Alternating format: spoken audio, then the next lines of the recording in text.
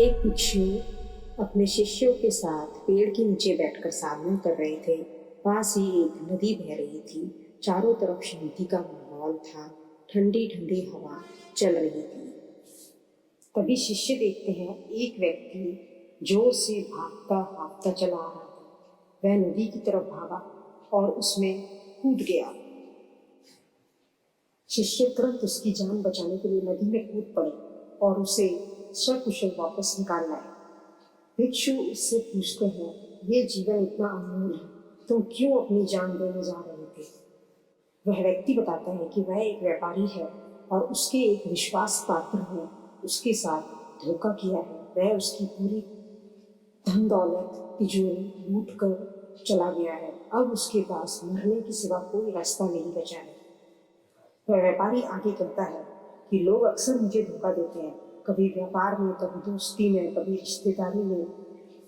हमेशा लोग मेरा फायदा उठाते हैं, मतलब निकल जाने के बाद बात नहीं करते। कितने ही लोग मुझसे कर्जा लेकर गए, लेकिन जब मैं मांगता हूँ तो वो मना कर देते हैं। मैं हमेशा फंस जाता हूँ, मेरी समझ में नहीं आता। कृपया आप मेरी इस समस्या का समाधान करें। भिक्षु उसकी बात बड़े ध्यान से सुनते हैं। भिक्षु कहते हैं, हम सभी लोगों के जीवन में कुछ ऐसे लोग मिलते हैं जो बहुत चालाक और चतुर किस्म के होते हैं, जिन्हें हमेशा अपने फायदे की पड़ी रहती है। ये लोग हमारा विश्वास जीत कर अपना उल्लू सीधा करते हैं। कई बार हम फंस जाते हैं, लेकिन अपनी जान दे देना ये इस बात का समाधान नहीं है। मैं तुम्हें कुछ ऐसी बातें बताता हूँ जिन्हें तुम अगर ध्यान रखोगे तो अपने जीवन में कभी किसी के साथ धोखा नहीं खा पाओगे। वह व्यक्ति हाथ जोड़कर बैठ जाता है। भिक्षु आगे कहते हैं, कुछ बातें होती हैं जिन पर हम अगर ठीक से ध्यान दें तो धोखा खाने से बचा जा सकता है। धोखा देने वाले लोगों की कुछ निशानियां होती हैं जो अगर हम ठीक ठीक समझ जाएं तो हम फंस नहीं सकते। अगर आप इन बातों पर अमल करोगे तो कभी धोखा नहीं खाओगे। नंबर 1, ये चालाक किस्म के लोग आपकी हाँ में हाँ मिलाते हैं। ये आपकी झूठी तारीफें करते हैं, नाटक करते हैं और आपको फंसाने की कोशिश करते हैं। ये दिखावा करने में माहिर होते हैं। नंबर 2, ये दिन रात झूठ बोलते हैं। ये आपको पूरी बात कभी नहीं बताएंगे, एक बात को अलग अलग तरीके से बताएंगे। ये झूठ बोलते समय कभी ये पैर हिला रहे होते हैं, कभी ये यहाँ वहाँ देखेंगे। ये आपकी नज़रों में देखकर कभी बात नहीं करेंगे।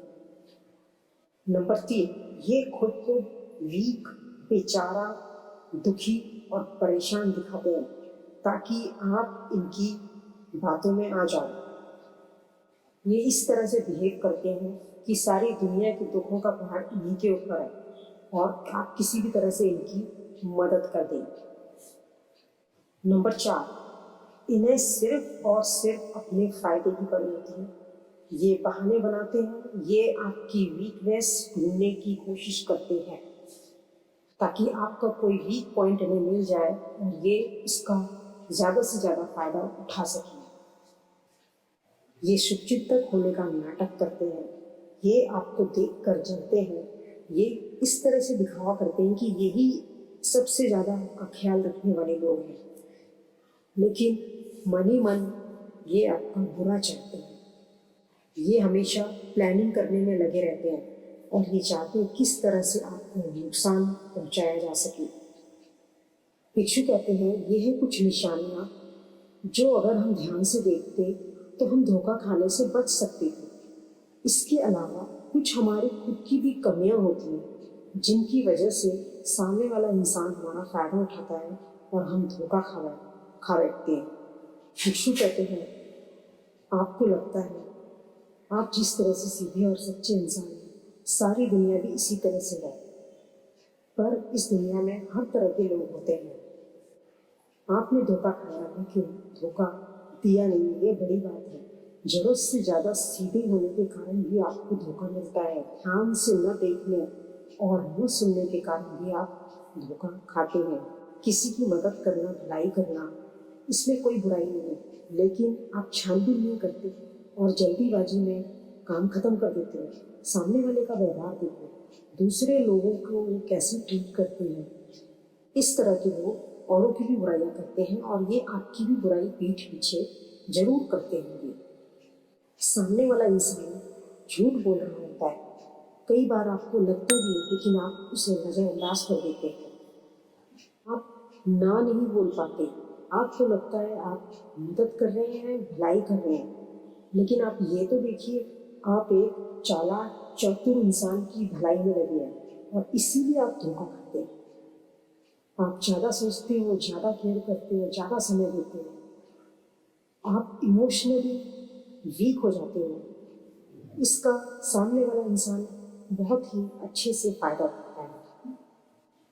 लेकिन अगर आप कुछ इन बातों पर भी ध्यान दोगे, अपनी कमियां भी ठीक करोगे, तो आप धोखा खाने से बच सकते हो। और कभी भी इस जीवन में चाहे कुछ भी हो जाए, कभी अपनी जान देने की नहीं सोचना। इस जीवन से मूल्यवान कुछ भी नहीं है। वह व्यक्ति हाथ जोड़कर भिक्षुक की सारी बातें ध्यान से सुन रहा होता है और तभी उसके घर वाले भी उसे ढूंढते हुए नदी के किनारे पहुंच जाते हैं। वह उसे बताते हैं कि उस धोखेबाज इंसान का पता चल चुका है, वह दूसरे गांव में है, सारा सामान भी बरामद हो गया है। उस व्यक्ति की आंखों से आंसू बहने लगते हैं। वह भिक्षु को प्रणाम करता है और भिक्षु के द्वारा बताई गई उन बातों को वह कहता है कि हमेशा याद रखूंगा मैं। इसी तरह से दोस्तों, हम भी धोखा खाने से बच सकते हैं, बस थोड़ा सा ध्यान देने की ज़रूरत है। वीडियो देखने के लिए बहुत बहुत शुक्रिया। नमो बुद्धाय। चैनल को सब्सक्राइब कर दीजिए और बेल आइकन को दबा दीजिए। Thank you.